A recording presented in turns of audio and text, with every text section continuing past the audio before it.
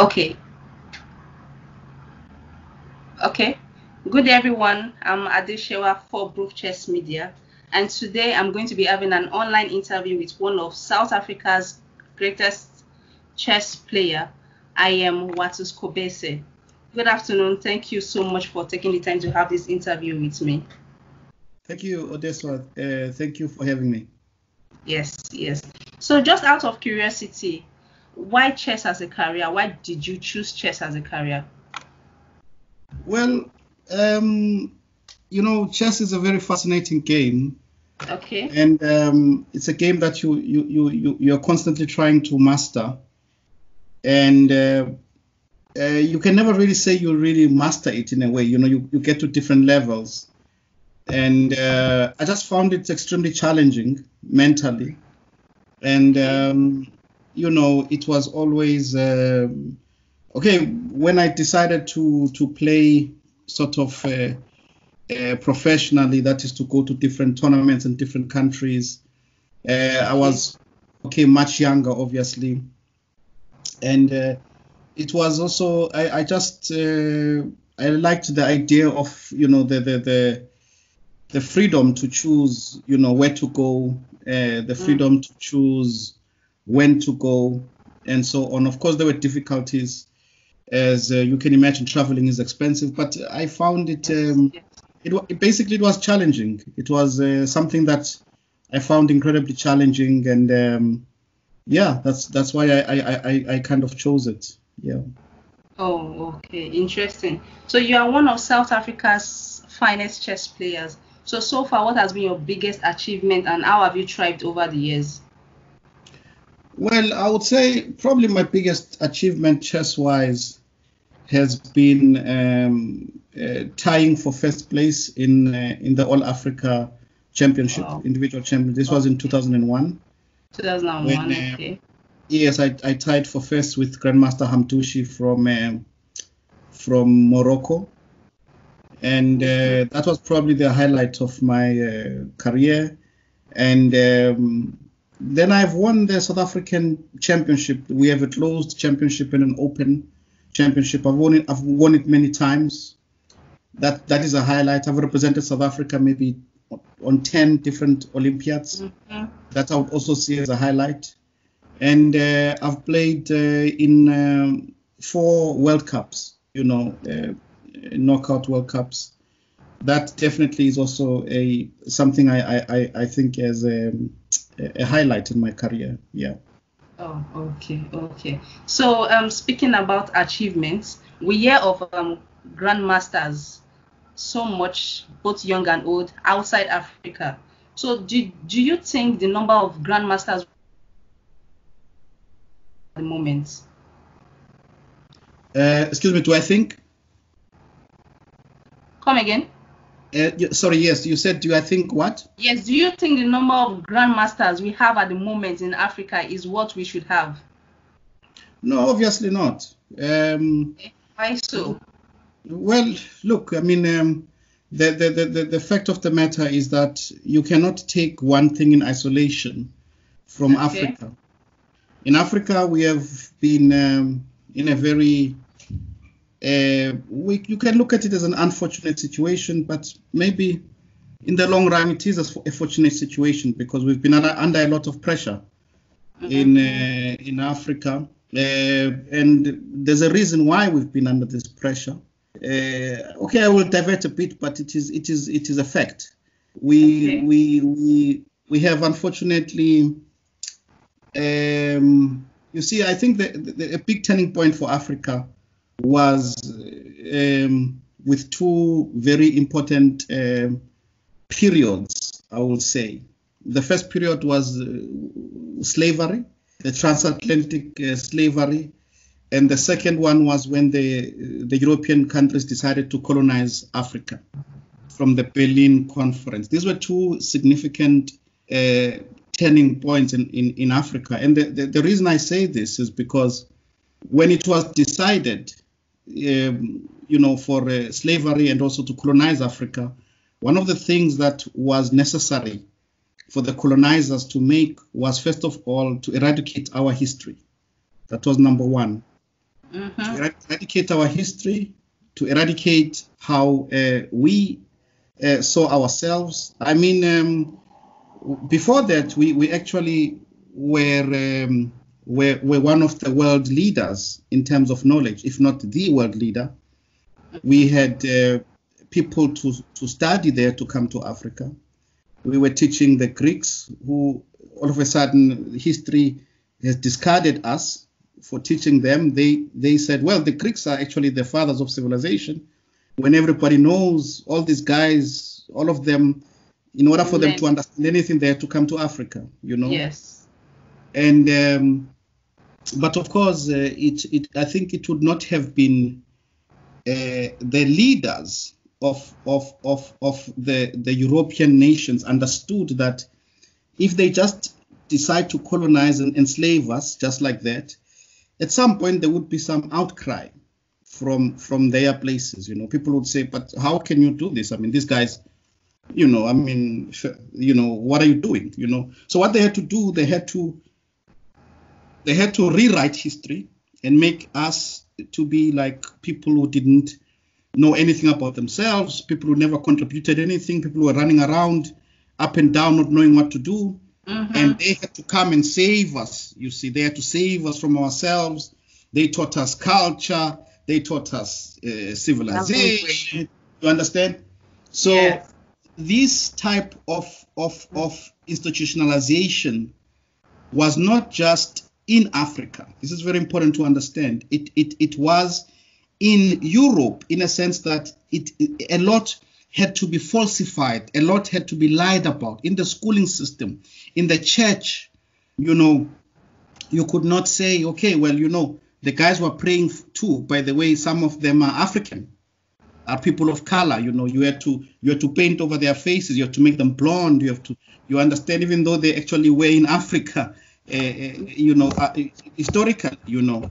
So that never stopped, and that has been a continuous, basically timeline that we find ourselves in even today. So chess is not in isolation. It was just important for me to paint this picture because it's reality. Mm-hmm. And chess is not in isolation. And since chess is not in isolation, it also explains why we don't have many grandmasters in Africa. It is because, you know, in many cases, the playing fields are not equal, if you may.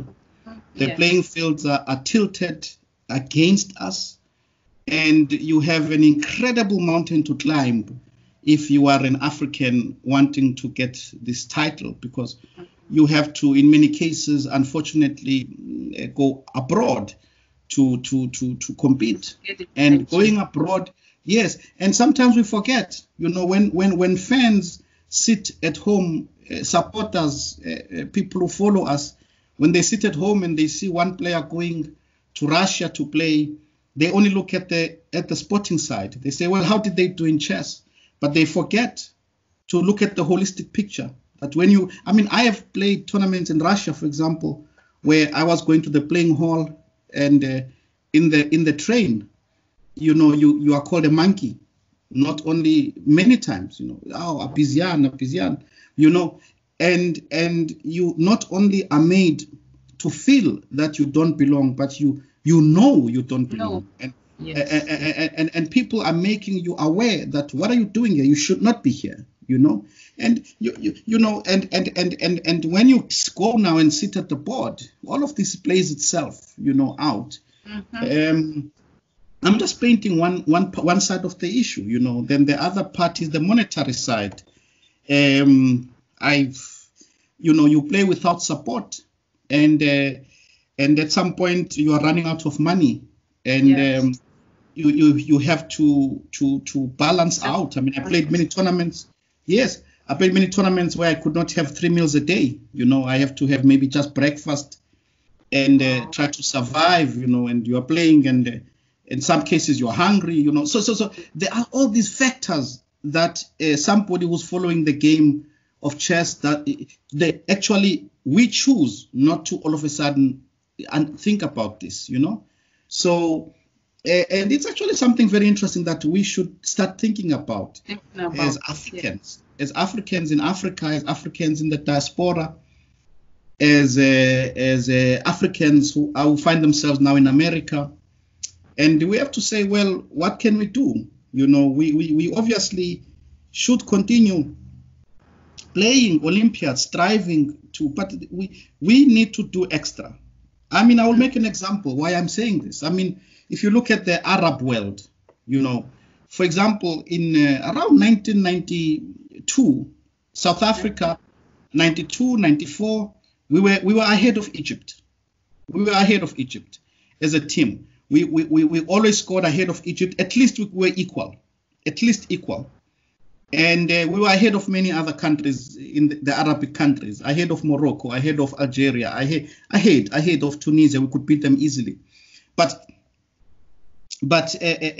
what happened is that there was a moment where they moved forward and we stopped.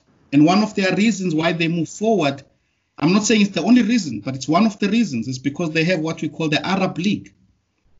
And the Arab League, because of oil, they have money. And you have many tournaments in the Arab world, in Qatar, in Dubai, and so on. And they see those Arabs from Egypt, from Algeria, from Tunisia, from Morocco, as their blood brothers. And as a sense, they play Arabic championships. They play Arabic team championships. They play these Arabic tournaments. And you find that they are having so many grandmasters, the Arabic guys. They've just simply overtaken us. So what am I saying? I'm saying that for the African, it is not racist for the African to start thinking about events for African players. You understand? It's not a racist way of thinking. It's only the people who don't want to acknowledge that we are at a disadvantage who are going to say, oh, but when you think of black only things, it's racist. But everyone else does it. Everyone else does their own thing to improve. They pump a lot of money in their own thing to improve. But when it comes to us, we are not allowed to do it. These are things that we should be thinking how to do it. I'm not saying only, but we should, people in West Africa should be thinking how to make Western African championships. Which country can organize the best? Where should the players go? Where is it easier to travel? Is it easier to travel to Nigeria? Is it easier to travel to Ghana? I don't know. But there has to be that thing, and they have to say, okay, this country has to start maybe organizing, we'll call it, I don't know, Western African championships, for all I care. Yeah, the Eastern African guys should do that. The Southern African guys should do that. The diaspora should do that. And at some point, we come together and we do this and that, and we share ideas. This is what is missing. It's missing because we basically are finding ourselves, each and every player who tries to get out there is in isolation. You are just alone. You're just a droplet there, and you're fighting against machinery. You're fighting against blocks. When people are coming from Asia, they're a block. It's a very strong block in Asia, and they play Asian championship, Asian individual, Asian club championship, Asian, they are a block and strong block at that. And everybody is a strong block. You come out there, you are all alone, and you don't have a chance. So in a nutshell, I know it sounds like, but it is reality, unfortunately, Adesewa. And this reality is what is one of the reasons that is stopping us from becoming grandmasters. A grandmaster is not a world champion. I'm not saying we should be the strongest players in the world, but grandmaster, come on. I've played against grandmasters that I've beaten. I've played against grandmasters I've analyzed, and I see by talent-wise, I compare, but I have no chance to become a grandmaster under the circumstances. Some people will say because chess is just gaining recognition in Africa, that's why the process is slow, and that's why we don't have so much grandmaster. So do you think because of the slow recognition of chess in Africa, is that why the progress is so slow? Because when you go out and when you ask most people about chess, the only thing they can tell you, is it draft? Are you talking about, do you know what draft is? Are you talking about drafts or chess? So there's that confusion. So do you think this is the reason, or do you think people don't know so much about chess to want to improve or to want to make it well known? I think that well, I will come back to chess, but I think the first problem we're having is the problem is within us. We have been under attack, yes, no doubt about this, but at a certain point, we have to self-reflect, and we have to say, how do we deal with the world today? Like, for example, now, with this anti-racism campaigns all over the world that is coming, we are fueling it. We are moving it. They try to tell us how we should do it. They get angry. No, you should not riot. No, you should not ban. No, this was tried before. People like Martin Luther King were marching. He got killed. In South Africa, there were marches in the 60s. People were there's always been protests. Gandhi was protesting, and you understand. So what I'm trying to say that you cannot prescribe to somebody how they should go about showing their displeasure. Yeah, after so many things. But now coming back to us, the issue though that we have is that we don't have these serious conversations. We don't sit down and say to ourselves, people, who do we put on leadership positions, and how do we check them? And when I say leadership, I'm not talking about politics. I'm talking about every sphere of life that is important to us, including chess. Who do we elect to be in the Nigerian Chess Federation? Okay, and how do we check if they are making progress or not? This is the first step. So our leaders are not accountable to anybody, and since our leaders are not accountable, they do whatever they want, and since they do whatever they want, the process of us improving in any sphere becomes slow. Because we are not putting, you understand? So they don't have check systems. They're not saying, no one is coming and saying, oh, guys. Check some. Exactly. No one is saying, oh, but why? How come we tried in Nigeria for 10 years to have a grandmaster, or so many years? Why? How come we don't have one? These are questions that people who are in the federation are not asking themselves. And it's easier. I'm not saying it's easy, but it's easier for the federation to look for financial support, than the individual. It's easy as a collective. It's easier for the federation to make a drive to fundraise for someone, maybe Daniel Anwul or someone who's strong who must play in a tournament or this or that. So I am saying that chess is part and parcel of this reflection. It's reflected. I don't take the idea that we say, well, chess is not popular. No, it's not true. Chess is extremely popular. We have people who play it, and it is popular. And in terms of the numbers of the people who are playing it, and we are saying where it should be, I'm not comparing it to soccer. I'm not comparing it to these other sports. But these other sports are fine. They are entertainment. They have a space in there. But my argument is that chess has a space in a world that wants to be better, in a world that wants to think more, in a world that wants their children to focus, to be able to visualize, to be able to grow their mental faculties. I'm saying that chess should have at least a space. I'm not saying it should take all the space, but there should be a space for chess. And when an activity like chess has no space, we have a problem. That's all I'm saying. Yeah. Okay. So would you say the chess growth in Africa is satisfactory? And No. If not, where would you see more improvements? Well, the first thing that has to happen in Africa, it pains me to say this, but I will continue saying it. And it's something that I am slowly coming to the realization myself. We cannot expect our problems to be solved by outsiders. Yes. It's not going to happen. We want our problems to be solved by outsiders. We are expecting in the chess world to have FIDE, the president now is in Russia, or, and they must come and solve the problems for us. It's not going to happen. I'm sorry to say that. It's not going to happen. I cannot solve problems in your house. If you have problems in your house, you try to solve them. Yes, and where you cannot solve them, you can call the neighbor and say, hey, neighbor, I have a problem here and there and there. Can you help here and there and there, right? But you cannot call the neighbor and sit like this in the corner and say, my child is unruly, solve my child. You cannot do this, okay? And this in Africa, for example, is what we are doing. The first step for Africans is to understand we need to solve our problems ourselves. This is very important. It will not happen on its own. So when you say to me, is chess developed in Africa? I will tell you what my answer is. It hasn't even started because we've never had this conversation before.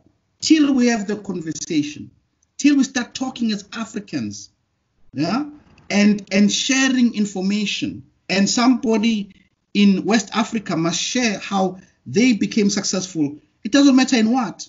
It can be successful in putting chess in the schools. That information must be shared.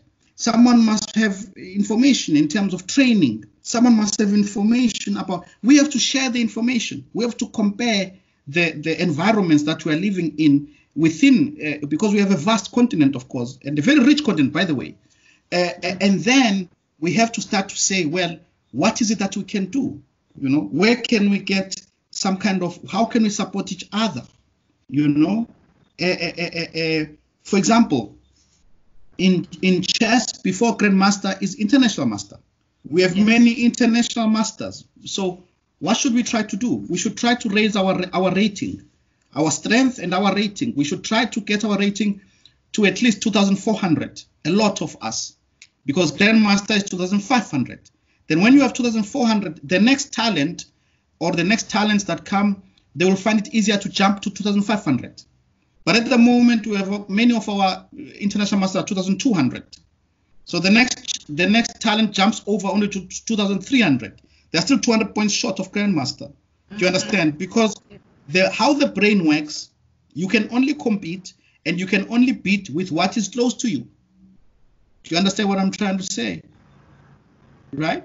You cannot say, for example, Magnus Carlsen is the best player on planet Earth. Okay, but if there was another planet somewhere, we don't know how strong he is compared to those guys. He can only be strong compared to us. Do you understand what I'm trying to say? Right? Yes. And his brain will only take him to a level where he will be able to beat everybody here. You understand? If he had to go 200 points higher, maybe he could, but he never gets the chance to push himself because he doesn't have to. Yes.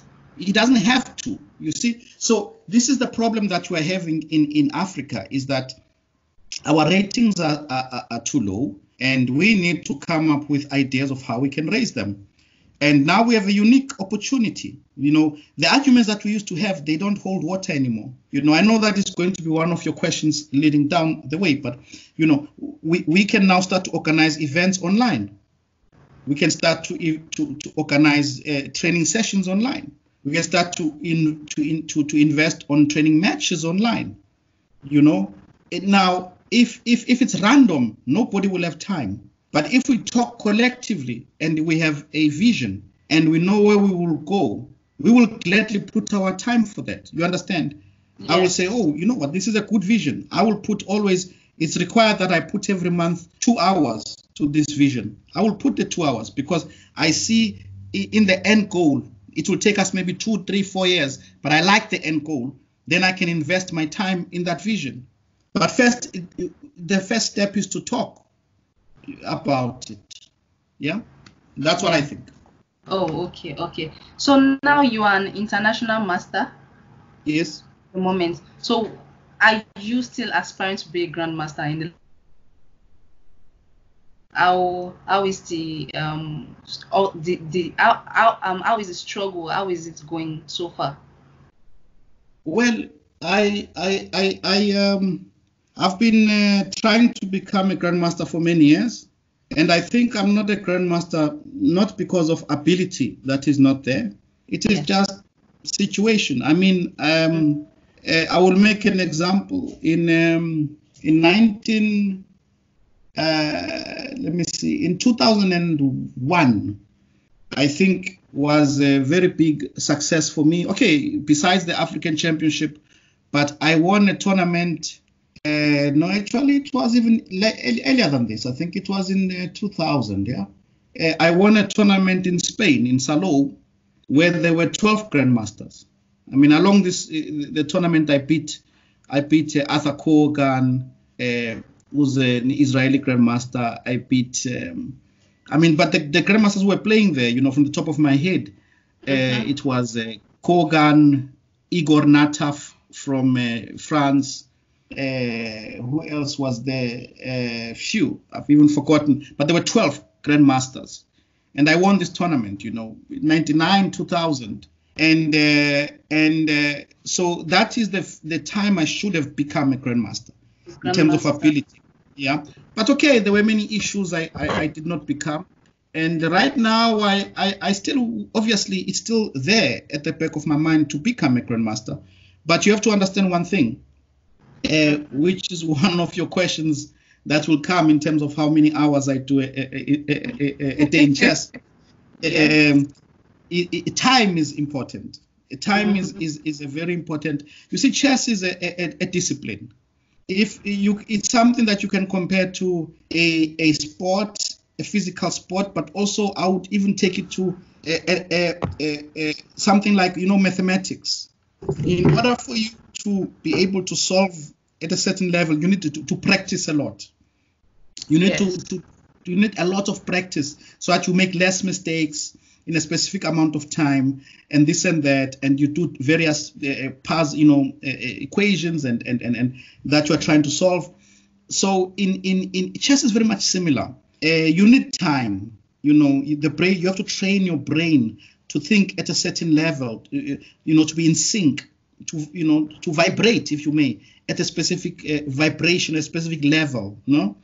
And at the moment, it is quite difficult, especially in lockdown, because I'm married. I have a wife. I have a beautiful wife, and I have two small children, who are at school. And now, my time is. I have to. We are making Zoom classes, homework, because they are learning at home because they cannot go to school. Yes.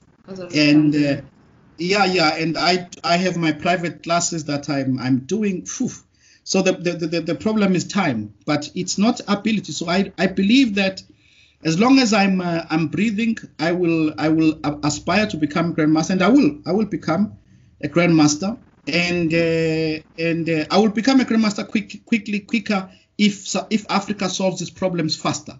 That's when I will become faster grandmaster myself, But even before that, because unfortunately the other problem we have in Africa is that Steve Biko was a political figure in South Africa. He was heading what you might call Black consciousness movement, and he said that the most powerful weapon that the oppressor can have is the mind of the oppressed. So at the moment, unfortunately, many Africans, they don't have their mind. Many Africans across the continent, their minds are in the hands of the oppressor. So that is why it is very difficult that even if we can talk and see what is logical, that should be done, but it's difficult to get it started because there will be a lot of Africans who will block it. Subconsciously. I don't know what to call that, but we need to go through that. We need to go through that. And but yeah, the question of being a grandmaster, yes, I still want to become a grandmaster, and I think I will become still. Oh, okay, nice. So back in 2001, at the FIDE World Championship tournaments, you defeated Peter Leko Pitaleko, if I'm right, if I get the pronunciation right. So Yes. at that point, the Grandmaster was seeded number 5 in the world. So how would you describe your victory? Was it challenging? How would you describe it? Yeah, it was. I had to I had to actually play at a very high level in this game, which is within me. But there were a few lucky things I will put in place something which could be interesting. You know, the first round when I played him, there were a number of challenges. I played him in 2 games. You know, I lost the first game and then I won the second game. The first game when I played him, there were a few challenges. Challenge number 1 was that I had not played over the board for 6 to 7 months because I was in South Africa and I was, training and unfortunately, fund-wise, I did not have the funds because before a tournament like this, you need to go and play. You need to go and get yourself warm, so to speak. Wow. A warm-up event. If you look at World Cup in soccer, the team will play, the national team will play a lot of warm-up events, before the tournament starts, yes, and you need the same in chess, So I needed to go and play some tournaments, some warm-up tournaments before I go there. But it was not possible because, this is expensive and there's no support. You are doing it from yourself, from your own pocket. So I did not play for 6-7 months. That was the first challenge. The second challenge that I had was that I was an outsider. And what I mean by an outsider, this is not a racial issue. It's an issue of competition. When players of a certain level play specific tournaments, they tend to know each other and they tend to have some kind of a friendship. And when they have not seen each other for a long time, they will get together, they will hug, before Corona, they would hug, and all this. So the World Cup, how it was structured, in Africa, we have 6 places to qualify. In Europe, they have specific number of places and so on and so on and so on. So there's 128 players. So when you get there, the bulk of the players, they know each other because it's the top players in the world.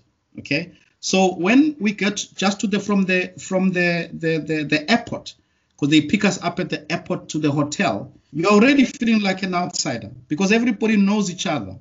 They are talking stories, they are laughing. Hey man, hey, where did you go after that? They are talking and you understand. It's a group. It's not racist. It's not. It's just how it is. It's yes, right. And so first of all, you're an outsider. And then but what happened when I was playing? I was going to play in the second round against Pitaleko. Nigel Short, who is an English grandmaster, he actually played a world championship match against Garry Kasparov. When was it? 1993, something like that. But he came to South Africa before that. I don't remember what for. He came and he was doing something, and I met him briefly for the first time. I was introduced to him and we talked briefly, and that was that. But anyway, when I was in Moscow in the second round, going to the tournament hall, something extraordinary happened. Mm-hmm. What happened is that Nigel, he was sitting in front of me on the seat in front of, in the bus, you're sitting in seats. So he actually turned around and he was with his knees on his seat and he was talking, to me like as he was picking, like that. And we started talking, and we started talking like old friends, even though, as I say, I didn't really know him that well. But we started talking, and he's a very funny guy. We were sharing jokes, and it was nice, basically. And and we're on the bus going to the playing hall. And so first thing is that the nerves, you are calm. That's number one. But number two, it's you psychologically, you at that moment I didn't feel all of this. I analyzed it afterwards, and at that moment you tend to feel like you are part of the boys, you're with the boys, you understand, because now you have, yes. And we went out of the bus and we still talked, and he said, oh, I'm gonna go for a walk, are you gonna come? I said, no, I'm gonna thank you, I'm gonna go to the playing hall immediately, blah blah blah. So I was in good spirits, and I was and when I went to sit down, I didn't have, let me rather put it this way, I didn't all of a sudden have these issues that I normally have coming, all the way from Africa, far away. Number one, I had played, because I had played before the day before, I played for some 4 hours and so on. Okay, I lost, but I was playing. I was in the game. I was thinking, I was getting warm. Okay. And number two, because in these FIDE events, you always get money.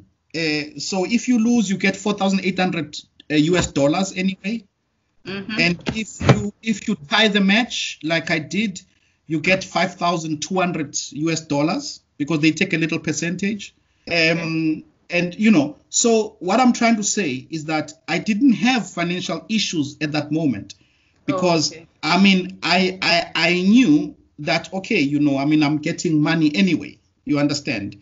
And so I was able to get ready the way I wanted to be ready. I was okay. Anyway, they forced you to stay in a specific hotel, but the food, there was no issue about food. I was, so I didn't have any of these other issues, outside issues that I normally have, And I got there, and when I played, I played full strength, and I managed to beat him. So that, that for me is I don't see it. It is a situation that is rare, but there are reasons why it happened. That's how I see it. So I was lucky in that all these other situations outside the board were there. Outside instruction. Yes, exactly. Yes. So. Online chess has boosted so much during this COVID-19 pandemic, and in the light of this, we've seen so many online chess that has been played, so many tournaments has been played online. So how do you think this would affect the chess world? Do you think this is a positive outcome, or do you think this will affect it in any other way? I think it's extremely positive. Okay. But I have two things again to say there. It's positive, but again, if you think about it, again, Africa is left out. But Africa is left out. Why? Because Africa, again, is not doing anything. Africa is not, no one is coming up with any ideas. No federation is, as far as I know, no federation has organized anything from Africa. It's an incredible moment now. Now you can have anybody playing. We can have a match, Nigeria against Egypt, against South Africa, against Zambia. Yeah, again, you understand what I'm trying to say? Yes. But none of this has happened, and it's an opportunity that the rest of the world has taken, and we are left outside. And whose fault is that? It's our fault. We're not doing anything. We're not talking. We're not seeing how to do this. We are not doing anything. And as a result, yes, you are right. Online chess is become big. But I will ask you, what has changed in Africa? Nothing. It is sad, but it is reality. And I challenge, the people who are in the federations who always lie whenever they see us. Whenever we see the representatives from all the other federations in Africa, in Olympiads. They always talk about, oh, I represent Nigeria. Oh, I represent Ivory Coast. Oh, I represent Ghana. Oh, they always are talking as if they are representing the interests of the players in those countries. What are they doing now? What is it that they are thinking about? Are they talking? Are they even thinking about it? What are they doing? You understand? So this is the issue, and as I say, in these issues, people tend to sometimes think that in order to organize something like this, they need so much money. But if there was a will, if there was a certain direction, if there was a movement, and we're thinking of where we want to go, I would play for free. And I'm not the only one. Every other player would play for free. You understand? If we were in agreement and we're saying, you know what, let's do this because Nigeria, we want to show this and that company that it's possible they can sponsor. In South Africa, we want to show this and that company that is possible. In that, you understand? And let's give it a demo. Let's try it out. You play, I will play for free. So because I will give my time to so that we can build something. But I cannot become a chess player, a chess trainer, a chess coach, a father, and an organizer. It's impossible. Yeah, I cannot be everything at the same time. We need people to play the guys in their roles must play their role. Yeah. They must play their role. You are playing a role now. You are a journalist and you are making the interview. You want to put the views out there. You understand? We are playing. So you are playing a role, right? So I cannot say to you now, oh, but the Nigerian women's team, why don't they have a woman grandmaster? Why don't you train also? It's being unfair to you. Well, how many roles must you play? You understand?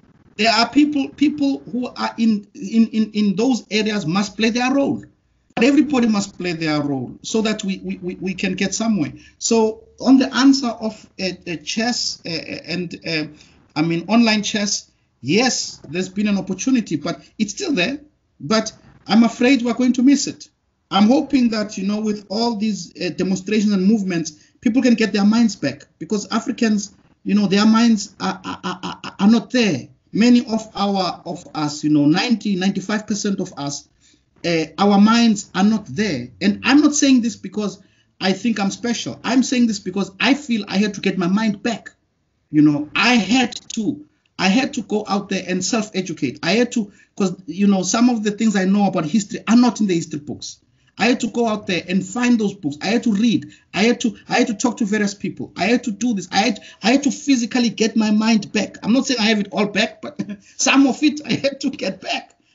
So as Africans, we need to get our minds back. We don't have our minds. Our minds are not in our control. We're not in control with what we are thinking. We are like zombies that are controlled by the adverts. I want to buy a Gucci bag. I want Louis Vuitton. Where's your mind? Where's your mind? You know what I'm saying? All you are thinking is what you are fed. You want to drive a car. You want to drive a BMW. You want to drive a this and that. Oh, where's your mind? Where is your mind? Okay, you want to drive that. Fantastic. And then what? So we need to finally be in control of our destiny. We need to be in control of our present, so that our children and our children's children can have a better situation than we are having now. Yes, that's true. So if you were to say one thing to the Chess Federation in Africa, to the organizers, what is that thing that you would say to maybe raise an awareness or raise a movement for chess in Africa in general? I would say, number one, everybody must go and think. Don't come and tell me with half-baked ideas that you've heard from the West. They will not work. Those ideas, they did not come from Africa. Those ideas that you are going to come with, and case studies and MBA and all this nonsense that Africans like to quote to make themselves look intelligent, they will not work. All that nonsense is from the West, and all that nonsense has been made to keep us in our place. okay, which is in the food chain. We are there, number 20. There are number 1, 2, 3, 4, 5 in the food chain. We are busy. Oh, I have an MPA. Well, please, So what I would say is that the federations of Africa, they have to think. Step number 1, think. THINK. Think. What can we do? What should we do? I don't know. I don't have the answers. You understand? I don't have time to sit and think about that because I'm not in that role. But that role, we are extremely intelligent if we choose to use our minds. But let's choose our minds. The answer is not going to become like this. No, you have to sit down, write it down, jot it down, think. What can happen? Take time. Think about it many times. Where should we start? What are our challenges? What's the problem? Where do we want to go? What will work in Nigeria? What will work in Ghana? What will work in South Africa? What will work in Kenya? Let's think. Then afterwards, after thinking, let's talk amongst your members of the federation, and then talk to other federations and ask what they think should happen. There must be a think tank type of thing that can start the process. And the process must just be thinking for a while, thinking and sharing of ideas, And then after that process has happened, today it's very easy. The president of Nigeria in Nigerian Federation, the president of Ghana, the president of Kenya, the president of Lesotho, the president of South Africa, the president of Zimbabwe, the president of Botswana, they can all be in one WhatsApp group. Do you understand what I'm trying to say? They can all be in one WhatsApp group, one, and everybody who thinks and so on makes a view. Guys, what do you think about that? Think first and put it up. I have an idea. Then someone will say, be constructive. No, it will not work here because of this and that. What about that? Then after they do all of that, they come back to us and they say, guys, we have something. Here it is on the table. We need the buy-in of the top players. Then they get us and we then say, okay, let's read the vision. We agree with it or we don't agree with it. We say, it's a nice vision. We agree with it. What do you require from us? Then they must talk to you as a journalist and say, journalists, here, we have a vision. Then you will say, if you agree with it, you say, I like it. What do you require from me? Do you understand? This type of thing does not need to happen. It doesn't need money for it to happen. It needs the will of the African to try and get his mind back. We're in a trance. And we need to break out of that trance, for crying out loud. We need to break out of that trance, and that is the first step. The leaders of the federations, the leaders of the various clubs, I don't know, maybe you have to start that process. Maybe you can help us. Maybe you can help us and you can put it out there and you can challenge people. And I don't know, something has to happen. And people have to start talking. We have also what you call it, Facebook and this and that. People can talk. But what I don't like about these platforms is that people start talking without thinking. They just type. Yeah. You have to think. So that is where we need to go. Amazing. We cannot say so much. We cannot stop talking about chess in Africa, chess developments in Africa, but then again, we need to move on. So I'm sure most of our viewers would love to know. You've played so many tournaments. You've played and you've won so many tournaments so far. So who would you consider as your greatest challenger? Who would you consider as your why? I will tell you. In 1998 I played against Anatoly Karpov. He was the reigning champion. I played against Anatoly Karpov. Okay. From Russia, and it was in 1998. He was the reigning world champion, and it was incredibly challenging because I must admit many of the moves that he was playing, I did not see. I felt that I was playing against another level. I could feel it. I could feel it. The pieces were moving differently, and I had never felt like this against many players, even many strong grandmasters. But there, I somehow felt the pieces moving differently, and it was a strange thing because I was playing him and I was admiring him at the same time. I was impressed. I can imagine. So it was not easy. Yes. Wow. So far, what do you find fascinating about chess so far in all your years of involvement, training, teaching people? What do you find fascinating about chess? I will tell you something. I find chess fascinating because when you play chess, you're not playing against your opponent. You're not playing against your opponent. You are playing against yourself. I've said that so many times. You play against yourself. It depends where you are. There are many different levels that play a role in chess. The first one is obviously your chessical skill, understanding where you are. Okay, that is one part of it. But another big part of it is how you view yourself in relation to the world. And that plays a role. That plays a role. It plays a role how you view yourself in relation to your opponent. Not only chess-wise. This is very subconscious, very subliminal.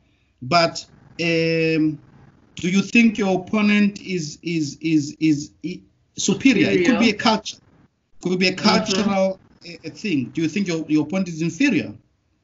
These are important parts of chess. And it's very important for you to understand chess. How much knowledge, self-knowledge do you have of yourself?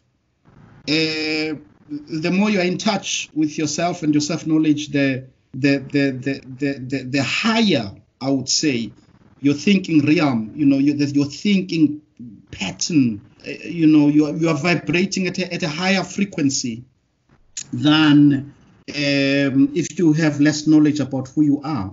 And this is what is dangerous about the African. We tend to ignore this, but it's very dangerous. Our ground, our foundation, the ground where we put our feet has been taken away from us. So we are very unsteady. We don't know who we are.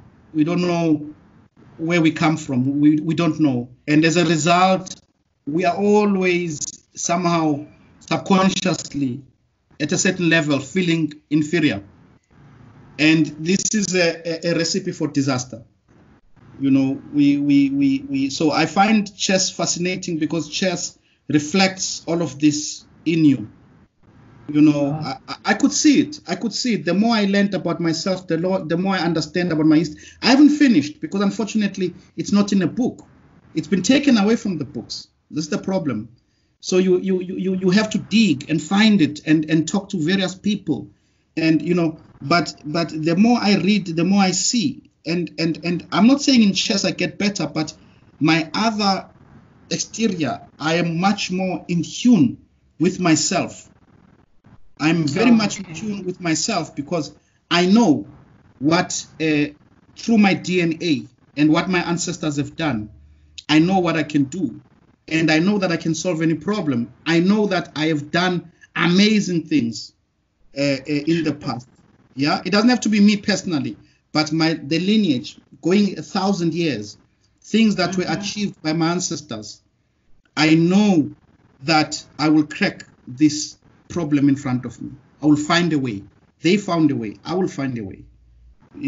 So yeah, this is what I like. It's very challenging, but it doesn't only challenge so I'm playing against myself, basically. So in the light of this, how much time do you devote? Like how much time do you spend, studying chess? How much time do you devote to chess, to studying chess? When I used to play professionally, I used to do about 8 hours a day of chess, which is normal. Really? Daily, on a daily basis. Wow. So how many books have you read on chess so far? Like, sure. Do you have a whole cupboard of chess books or anything? No, I have, I don't know. I cannot. It's a lot of them, and but of course now I cannot spend so much time anymore because I'm working and I have family and everything. So I only spend really, I would say, very little. But I spend some time when there's a tournament coming. I try to squeeze time here and there and try to spend the time, but I'm not spending as much as I would like to spend, of course. No. Okay. So you are an author of the Chess in Kosa. Yes. You are an author of Chess in Kosa, so published in July 2015 thereabouts. Yes. Correct? Yes. Okay. So when should we be expecting a new book, or do you have anyone on the way, or should we be expecting one very soon? Well, you see, the thing about that book is that that book was in a way ahead of its time. You know, it was written in South Africa that claims to be free, but that is still far from being free. We understand in South Africa that we need our languages, our indigenous languages. We need them. We need to use them because it's part and parcel of what I was telling you. Yes. You know, it's your identity. It's who you are. It's sure. Exactly. So it has been destroyed consciously. So to write it in my book written in Xhosa, I wrote it in Xhosa, and by the way, I have other books. We have 11 languages in South Africa. 9 are South African, 2 are English and Afrikaans are official languages also, but they're not South African really. You know, they're European languages. We have 9 languages in South Africa, and I have written and translated, not myself, but with the help of friends. I've translated into all these languages, but it's still a long way because I wrote the book, and I got one of my greatest achievements outside chess was when I won a language enrichment award for that book, because what we had to do, we had to create new words. You know, I had to create new words, and I had to speak to language experts, and we were discussing new words and so on, because it had never been written, and you know, and I didn't want to just make a direct translation. I wanted it to also reflect the historical lifestyle that we used to live, you know. Yes. Somehow. So it was fascinating, but more than anything, I wrote that book because I feel that for us to move forward as South Africa, we need all the experts in all their fields to think about writing. We need doctors and professors in medicine to think about translating medicine into our languages. We need to think about scientists, nuclear scientists, to try to you understand. We need to be able to have somebody who's going to be a doctor and study in Aruba. We need to have that. You know, we need to have that.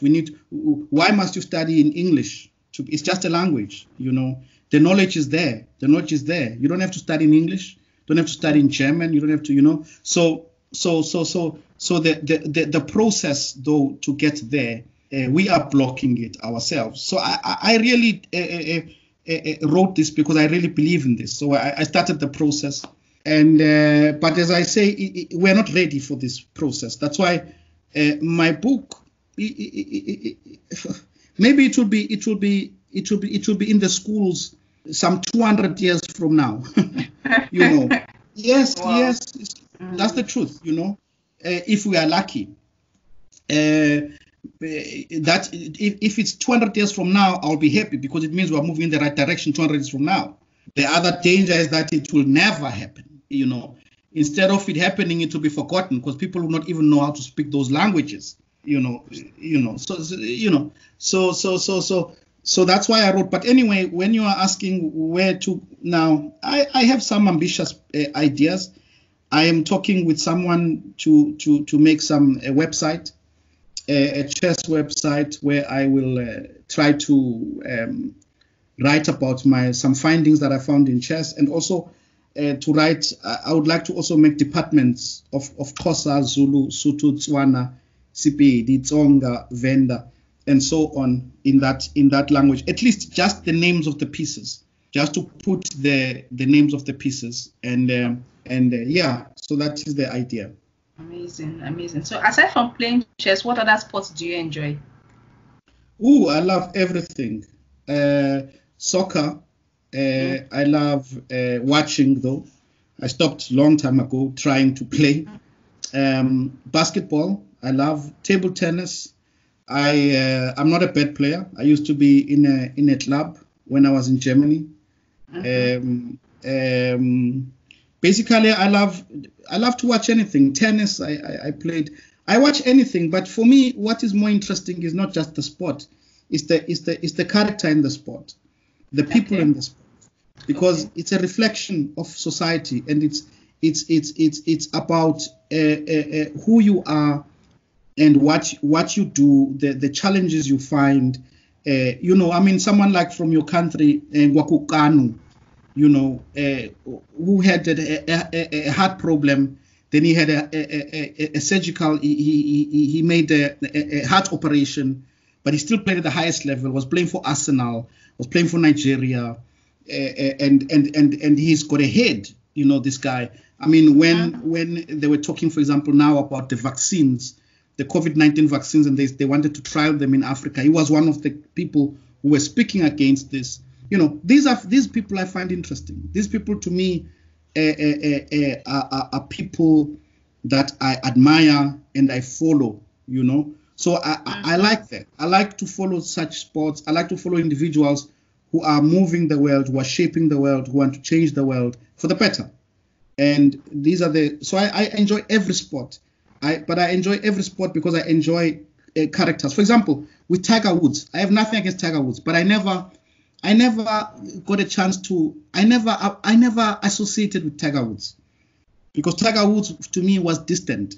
He was a black person living in America, in a very aggressive environment, very violent. But he was just playing his golf. He had an opportunity to voice some of the things. He never wanted to. I don't say he should have.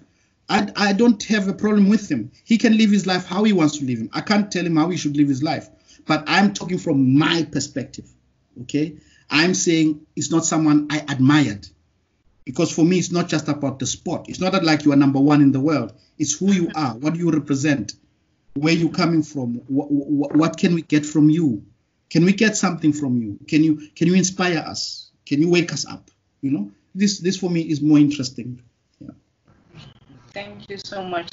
So obviously, as one of the finest chess players in South Africa, you have so many people looking up to you, so many upcoming chess players that would want to know like a thing or two on how they can improve on their chess or playing chess. So if you were to address these categories of people and chess players in general, so what would you tell them? Like what advice to improve on chess? Well, I would say what they have to do is they have to approach chess, in a very, I don't know, I would even say educational manner. Try to find out as much as possible from the past world champions. Study the past world champions games. Try to understand what each world champion brought to the chess world. Try to understand various grandmasters. Look at various videos, material. There's a lot of material out there in chess. I think though, if you make a path for yourself and say, I want to be better, and I'm gonna look at videos where people are talking about games by the world champions, for example. That will be my interest, as an example. And then the other thing that can cut the journey is if you find yourself a coach. Get yourself a coach, a good coach, and sometimes the coach can walk the journey with you. Okay. You know, and as I know, many African strong players, they coach, you know, because we are not full time in chess really, and wherever region you are, get yourself a good coach. And but now you have internet; they don't even have to be in your region. Yes. You can get a coach from anywhere, you know. I mean, I coach, and if anyone is interested, they can contact me to coach them. We have many players who are coaching also. So a coach is the fastest way, but it's not the only way. But a coach is definitely the fastest way and the shortest way if you have a good coach, because they can guide you, you know. But you can do it yourself also. It's just that it will take more time and it's more.